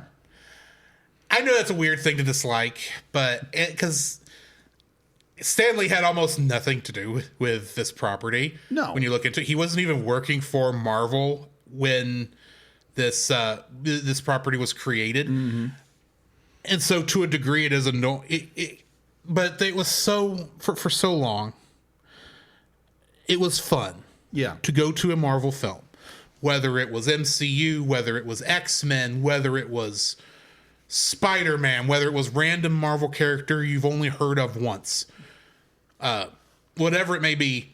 And you knew at some point, in somewhere in there was going to be a Stan Lee cameo. Yeah. Even though this is not a Marvel film. And but it is based on Marvel characters, so you kind of had to have a Stan Lee That's true. film. I'm not saying granted, he is the co-creator of half of Marvel's staff. And yes, there is rumors and stories about how maybe he wasn't as involved as everything, and he might have been a jerk to work for in some ways, from what I understand. But at the same time, he was the face of Marvel. Mm-hmm. He was who you kept an eye out for. Thankfully, this was not his last cameo, because his last cameo that he actually filmed was for Spider-Man Into the Spider-Verse, and they didn't film that. He recorded audio for it, but still. And then the last one that actually aired was in Captain Marvel. Was it Captain Marvel? The one that was the last one he did. It was Avengers Endgame. He does have one scene in that too. Yeah. That's the last one he actually has a cameo in. Yeah. In terms of release. Right. But I think you're right that the one in Captain Marvel was the last one that he actually recorded. Yeah. Chronologically, it was the last one he did. The last one that was filmed. Yeah, that's what I meant.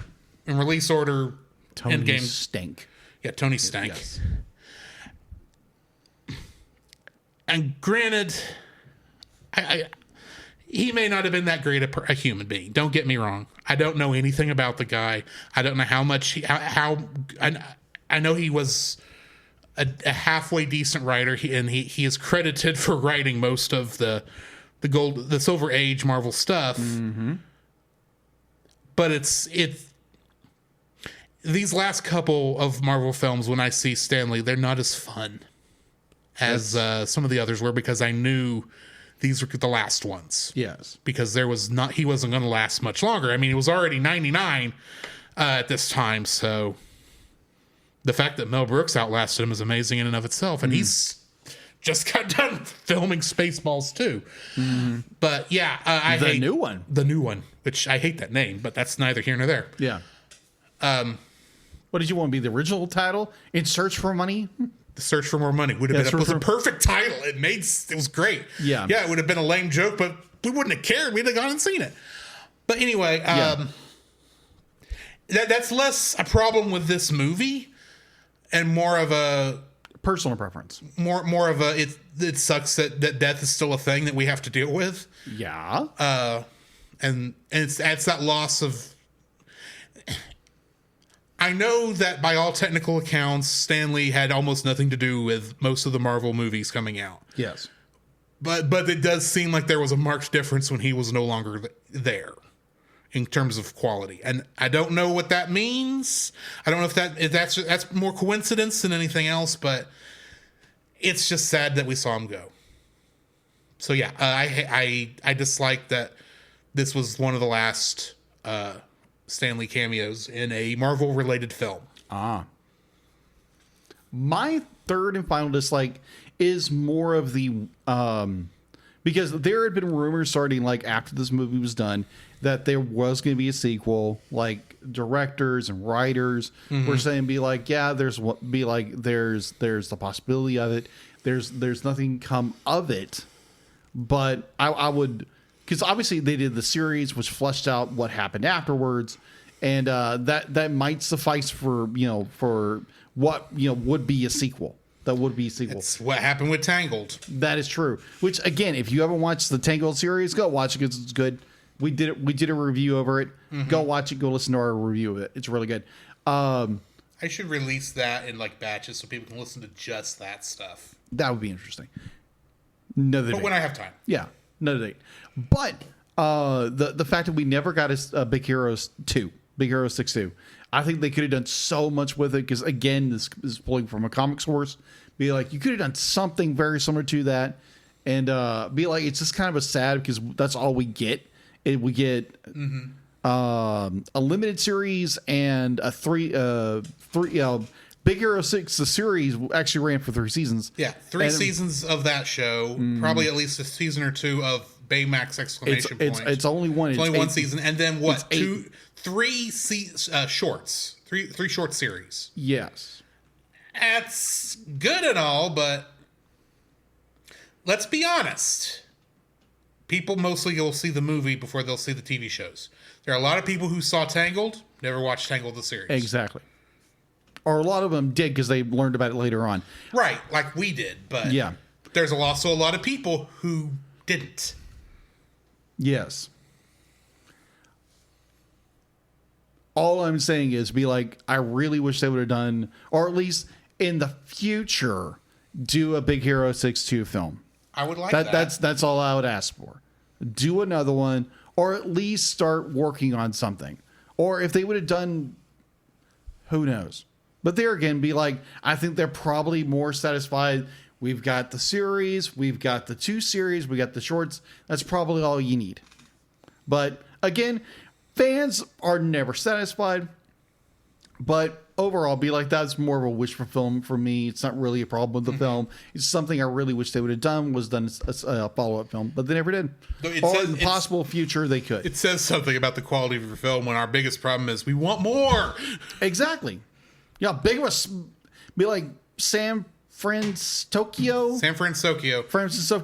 Be like enormous. Oh my gosh, I didn't even mention like the background of this movie is gorgeous, and be like, we don't get any more of it except for in the series, and I haven't watched that. Or you get to see more of the city in Kingdom Hearts 3. Okay. Whoop-dee, you have to play through 4 other levels before you get there. Yeah. Because it's in the last third of the game. Yes. But overall, be like, I really wish they would have come up with a sequel, but they never did. That is my third dislike. So, going into our ratings. Ratings, whatever you want to call it. Yeah.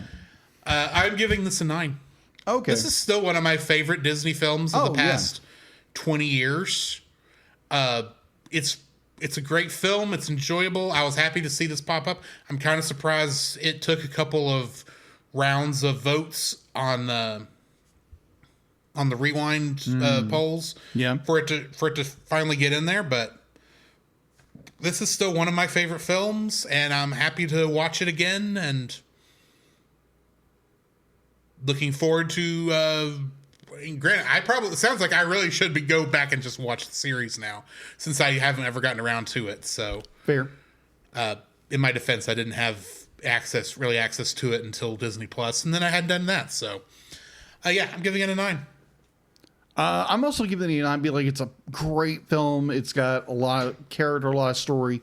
It's like it's something that's unique from the Disney, from the people over at Disney that you didn't see a lot of, and be like, you really don't see any of that anymore. Be like, maybe Disney will go through another renaissance and we'll have more better stories. But until that time, be like, we can enjoy what was going on prior to that. Next week, Yes. we are going to be reviewing a film that I completely forgot about until November. And I saw a TikTok short showing, it was talking about old Hanna-Barbera movies. Yeah. And How old is this? good question. I don't really know. Okay.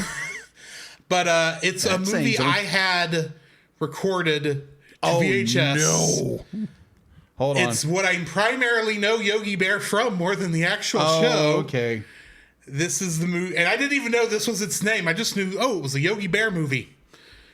And yeah, it's one of those things where you're watching through the TikToks, and all of a sudden you're hit with a flood of nostalgia you'd completely forgotten about. This movie could be bad for all I know, but I thought it would be fun to review it. Oh, so next week we're reviewing Hey There, It's Yogi Bear. And I don't know how bad it is. I just know that I already reheard some of the music, and you thought, oh yes, some of this music is not great. All right. It's from 1964, and it's available on. It looked like it was newer than 64. No, it's 1964. That's what it says. Really? Now, it'd be like I could be looking at the wrong one. I'm double checking just in case. All right, so it's available to watch. Yeah, on, it's 1964. yeah, it's available to watch on Amazon Prime Video.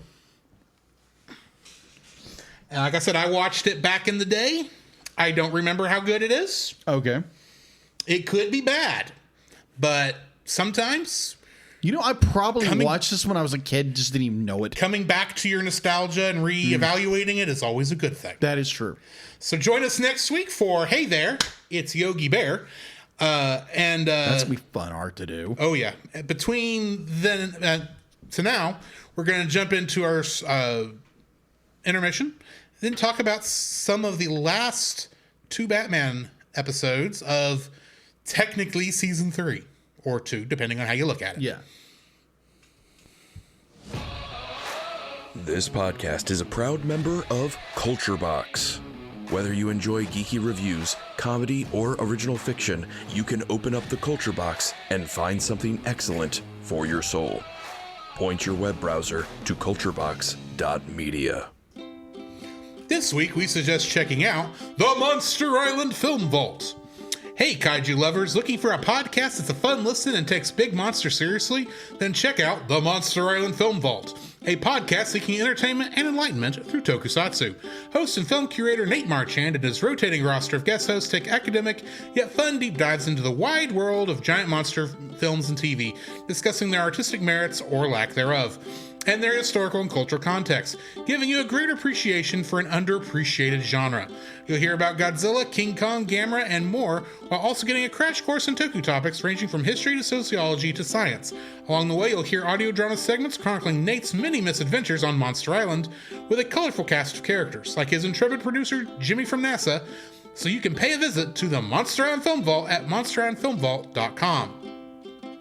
The Cellcast would also like to thank the following patrons: PaulJPowers.com, the Monster Island Film Vault, Edwin Gonzalez, Artsy Steph, and PaulJPowers.com. If you would like to have your name shouted out on the show, plus episodes of our Patreon exclusive show, We're Just Super Saiyan, which will be returning soon, you can donate to our Patreon at the $1 level, and at the $5 level you can get all that, plus uncut episodes of the Cellcast and special art from Jacob. And at the $10 level, you can force us to review a film of your choice within reason in 2027. Because 2026 is all filled up. Yes. Also, check out our Redbubble store for stickers and t-shirts and various other items of merch. And if you want to support us without spending any money at all, please rate, review, and subscribe to us wherever you found us, and share us with your friends. I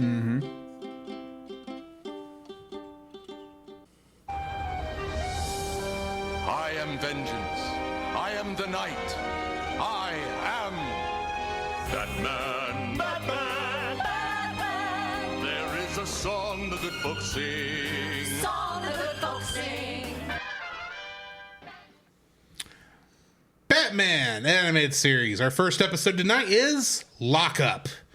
Production episode 82, broadcast episode 79. It first aired on November 19th, 1994. It was directed by Dan Reba and written by Paul Dini, Mark Eisenberg, and Robert N. Skier. Summary for this episode. Several Arkham Asylum inmates lodge complaints against Lyle Bolton, the asylum's sadistic new chief of security. When Bolton is fired, he vows revenge on society's true lunatics, the officials whose policies have turned Gotham City into a haven of crime, taking on the new identity of Master Jailer Lockup. Bolton kidnaps several prominent Gothamites and locks them away on an abandoned prison ship.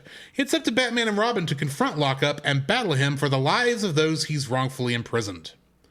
New cast for this episode, all we really have is Bruce Weitz, who plays Lyle Bolton / Lockup.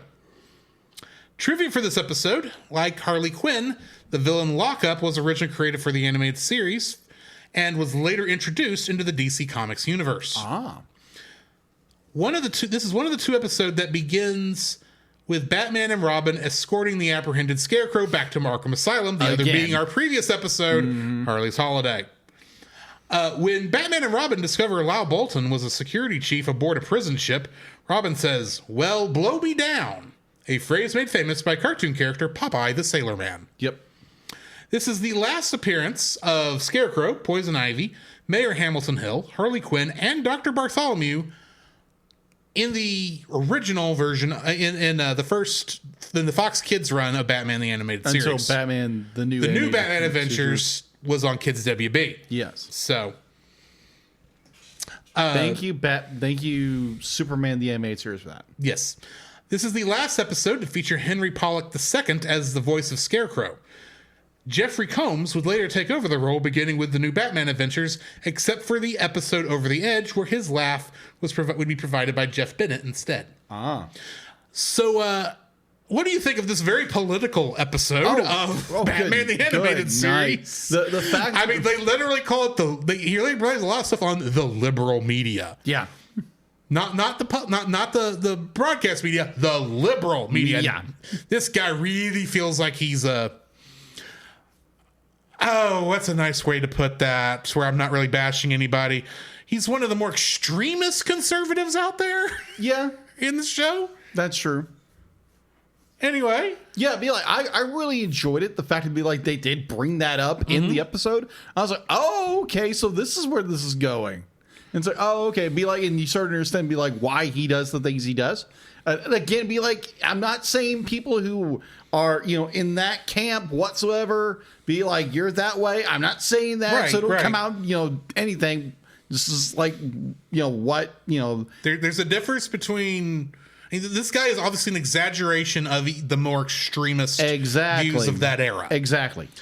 The sad part is some of the people from our current era seem to follow that, but that's neither here nor there. Exactly. But overall, be like, I really enjoyed it. I love the idea of be like, there's a super, what is it? He's not a superintendent. He's at Arkham. What was he? He was basically head of security, chief of security. Chief of security. And be like, the fact to be like, he, had a hard hand on the criminals who were being detained in Arkham with like such harsh punishments. Be like, yeah, they're criminals, they're insane. Doesn't mean you treat them like they're scum of the earth. Electroshock treatment is a thing. Yeah, but on bars, you don't do it by electrocuting them through their cell bars. Yeah, and chaining them at night, that kind of stuff. It's like, no, that's inhumane. Don't do that. Yeah, it's inhumane. It's wrong by any stretch of the imagination. They're not animals. Well, and that's what Killer Croc is kind of an animal, but he no, is, and Poison Ivy's half plant. But yeah, what I'm getting at is these are still at least mostly he's treating them as less than people. Yeah, exactly. He even describes them be like, oh, they're just filth, and that's the problem. Yeah. Because Batman has more of the opposite view. It's like, yes, they are criminals, but they need to be treated as just criminals. They still need to be. They still have basic human rights. Exactly.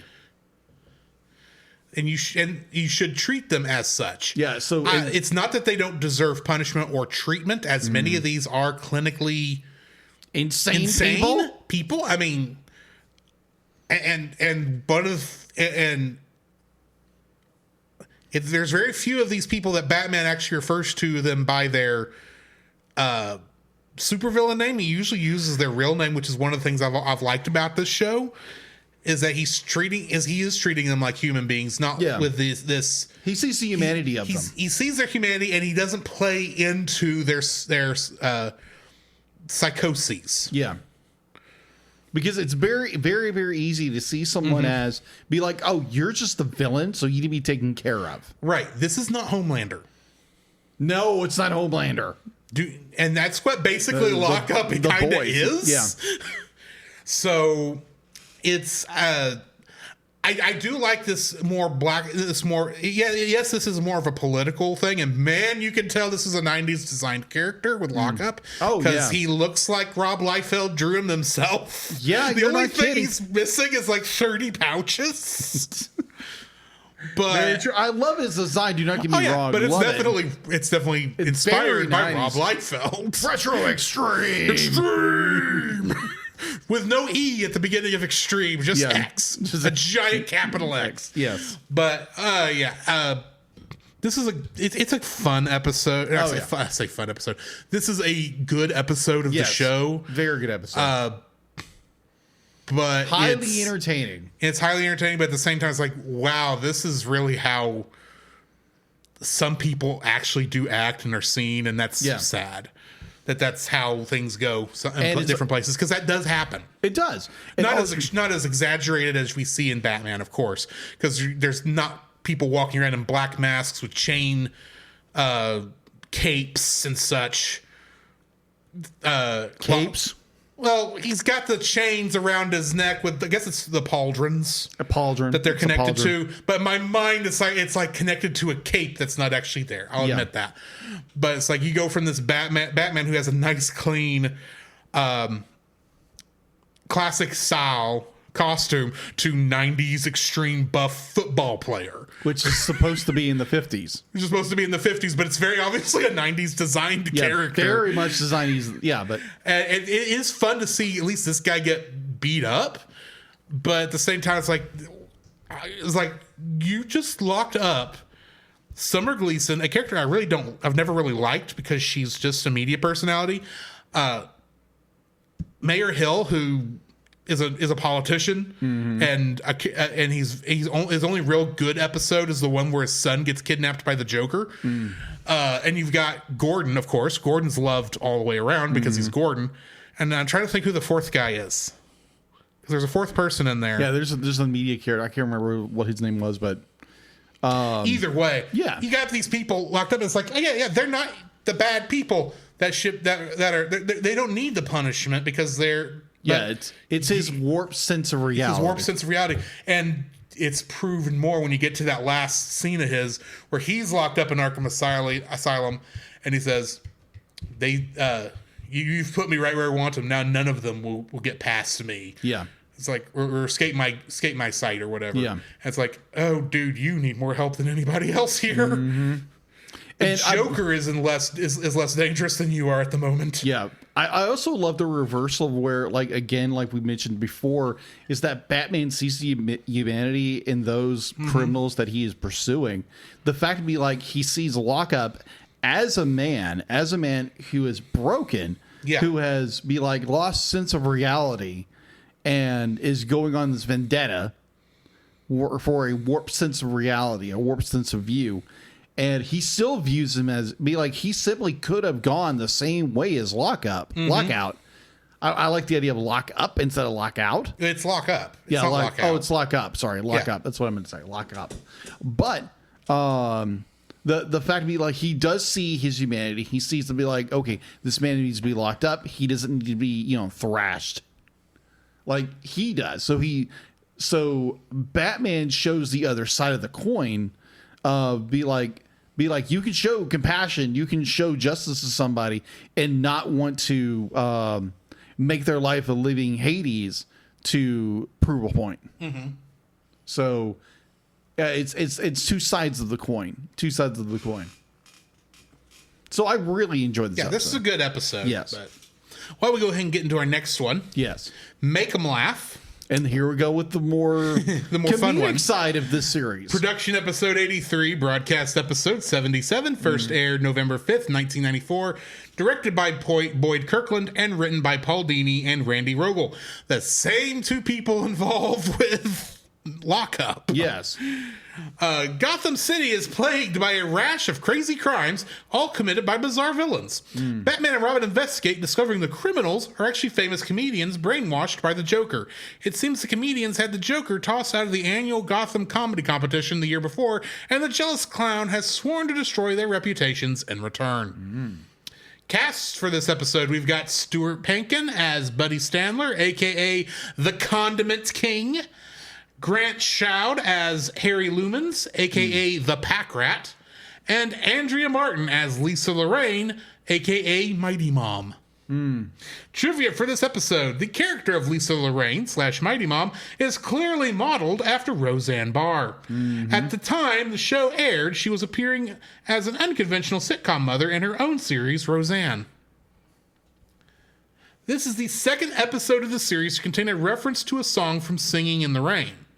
The first being the season 1 episode Be a Clown in 1992, an alternate song that replaces Donald O'Connor's classic from the film Make 'em Laugh in the Broadway cast recording. This episode features 4 actors known for comedies and comedic roles. Grant Shoud was known for his long stint on Murphy Brown in 1988. Stuart Pankin was a cast member of Not Necessarily the News in 1982. And Andrea Martin was involved with SCTV. Finally, Richard Jeni was well known as a stand-up comedian with televised specials such as Platypus Man in 1995.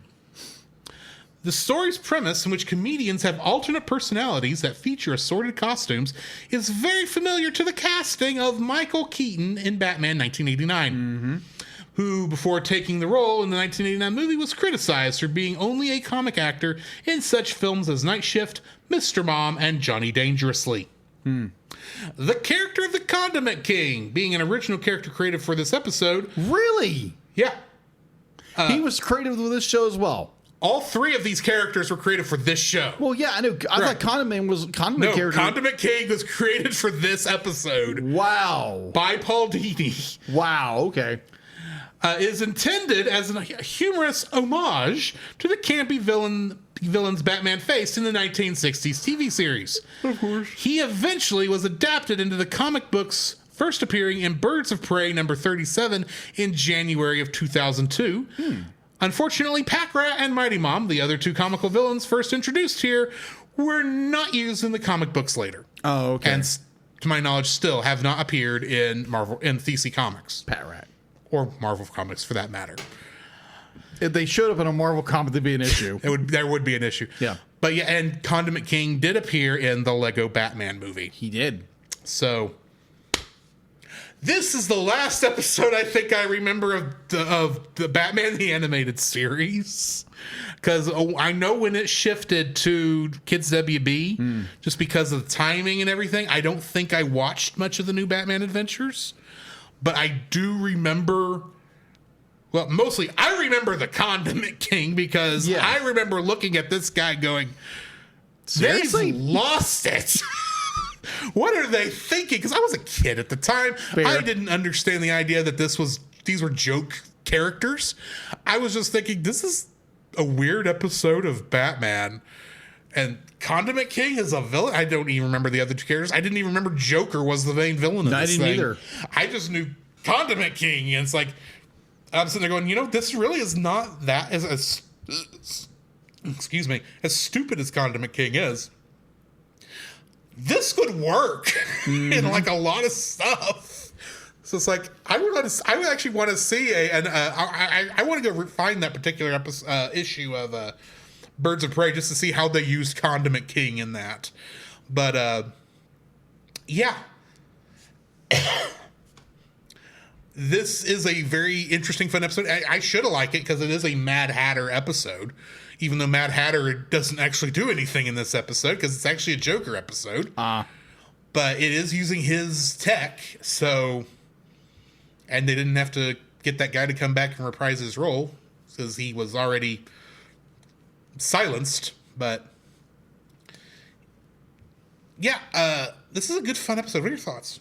Oh my gosh, be like, I had so much fun with the fact to be like, Condiment King is the first villain we see, and it's like, okay, be like, no one takes him serious. He's Condiment King, and be like, he kind of does make himself as a threat. But once Batman gets on scene, obviously, like, he's not really a threat. He's just more like, oh yeah, he's a clown. I love that. I see you're new at this, so I'm gonna let you go if you'll just return to return everything one last time. Be like, and Batman punches him. The Condiment King's like, you actually punched me. And I was like, what do you think, you knucklehead? He thinks it's Adam West. He thinks it's the 1960s show Apparently. where they punch in front of people and a big bop is how you know they hit. Possibly. But like overall, but I thought it was a really clever story. The fact to be like, it's like you have these random C tier villains show up and they're very easy to dispatch. And it's like this big mystery, like what's going on? It obviously be like if you're reading the sign, you're reading what's going on. Obviously, it's a Joker. Obviously, it's a Joker. But you think it's like, okay, it's got to be Scarecrow again. Scarecrow, Or Mad Hatter, or something. Mad Hatter. Yeah, it was Mad Hatter this time. It was Mad Hatter. But be like, it's a red herring, just like we did with Bigger Hero 6. We got this big red herring. What's really going on? Be like, again, if you're watching the show, you know what's going on. And you're like, Bats, really? You think it's him who's doing this? Jokes, comedian, that kind of stuff. The Joker, obviously, come on, but obviously he doesn't get it until later on. So that kind of shows the more of the, be like, you're running down a certain path. It's got to be the Mad Hatter. It's got to be. Yeah. And it's like, oh, okay, it's connected to him, but it's not really him. It's the Joker. And I really enjoyed the fact, be like, it's the Joker who's so vain that be like, he has to be the king of comedy to this, and be like, it's more about the prize and the, it's all about him. It's all about him. And granted, his jokes that he does as Rimshot, Rimshot, are actually pretty good. They are pretty good. He got a good lesson. The only reason he lost is because he didn't play by the rules. Yeah, and they kicked him out. That is true. The line at the very end of it really, there's a line in there where it's like he's like they're on the balloon and Joker says the line to be like, dying is easy, but laughing is easy or something like that. Be like, I thought that was the most brilliant line I've ever heard. And it's like, wow, okay, that's really brilliant. Like, dying is easy, but laughing is easy. Yeah. But it's like this is such a good poignant, because it's Joker being Joker to his, not to his manic state, but it's got more, it's again with the Adventures of Batman and Robin, it's got a little more of a like comedic twist to everything. Yeah. And obviously they're trying to push Robin because they want more kids to watch. Well, it took so long for us to really get Robin in the show to begin with. That is true. Getting So him you got to more, focus on him getting more. him more episodes. I don't remember if it was this one or the last one where I was really starting to feel the friction between Batman and Robin. Yeah. This one too. This one does have a few friction. We noted last week. But one of these episodes did have that where I noted it a whole lot. I think it actually was I think it was actually Lockup that I saw it. But if Dick Grayson is going to leave the role of Robin for Nightwing, which he does, which I know he does eventually, I just don't know when that actually happens. But if it is in the new Batman Adventures, I understand. I don't know if they were working towards that or if it's just a nice coincidence, happenstance sort of thing. It's the comics. I know it's the comics too, but I mean in what they're adapting here. Yeah. I don't know if that was the writer's plan of the show. Yeah. Hey, at least they didn't go Jason Todd direction with the way he became who he was. No, we just No. We just let the Joker have his fun. Yeah. Crowbar, voting, be like, oh, we're going to kill a Robin off. Be like, go vote. And stealing, I was mostly referring to Batman Beyond. Yeah. We find out what happened to that Robin. Oh, yeah. Oh, my gosh, yes. Electrocution and advancement of Jervis Tetch's tech to allow Joker to become even more Yeah, oh my evil gosh. as he. Best Joker ever, even though I know He's Mark a- Hamill doesn't agree with that, but still. He's the most evil Joker. I think he's the least funny Joker. Oh, yeah. Just And dead serious. to a Joker, insane. To a degree, Joker should be funny because he is a clown. Yeah, he is But a clown. Either way. Yeah. But this is a good episode. It does have more of the comedic edge that you do have Yes. in Batman, The Adventures of Batman and Robin. And I really enjoyed it. It's a lot of fun. Mm-hmm. And I didn't realize that Conor McKean came from, like, you had this episode and Lockup. Each having characters that were Designed moved on to for the this comics. show. Yeah, That designed went for on the to be in the show comics. that ended up in the comic books. Yeah. And that is one of the beauties of Batman the Animated Series is they Yeah. did so much work that would make it to the comics, whether it be whole characters or changes to villains to make them more three-dimensional, like we'll see a little bit of next week with Deep Freeze, because we do have our second. Is this the second Mr. Freeze episode, or would we have another one? I think this is the second. I think it's second. It's Because still before Freeze- Sub-Zero. Yeah, this is like Freeze doesn't get a whole lot of time, but when he does, it's Yeah, we got that. It shimmers like ice. And we've got Batgirl Returns next week, which will bring us to the end of the new adventures of Batman and Robin, aka season 3 I get to draw Batgirl. of the Batman. You get to draw Batgirl being saved by Yogi Bear. Nah, maybe. But anyway, join us next week for those 2 episodes. In the meantime, this has been Drew. This is Jacob. And we'll catch you in the next frame. To follow Jacob and Drew's individual internet exploits, check out the Linktree links in the show notes. You can email us at thecellcastpodcast@gmail.com. Follow us on Twitter or X at @cast_cell. Follow our Facebook page, The Cellcast Podcast, and join our Facebook group, The Cell Nation, our YouTube channel, Cellcast, and our Rumble channel, The Cellcast Gaming. You can join us every Friday night at 7 p.m. Central for our live recordings of our episodes on Twitch, Facebook, YouTube, and Rumble. You can also join Drew on those same streaming channels on Tuesday nights at 8 p.m. Central for gaming streams. You can listen to our podcast on Apple Podcasts, Spotify, or anywhere else fine podcasts can be downloaded from. Please rate and review us where you found us. Our theme song is Drop and Roll by Silent Partner. Our bad movie theme is It's Party Time by Gregory Snegoff, with additional audio from the film Titanic: The Legend Goes On, and remember, that's Cell with a single L.